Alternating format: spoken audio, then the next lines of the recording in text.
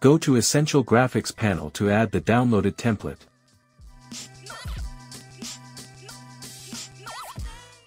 Drag and drop the social media template on your timeline.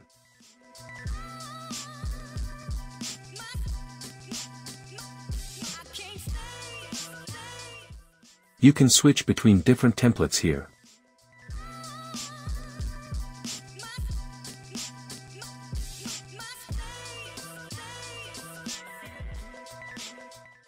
Resizing the template.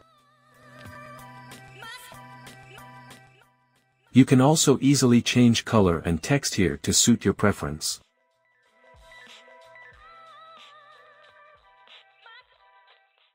Same procedure can be applied to all the templates.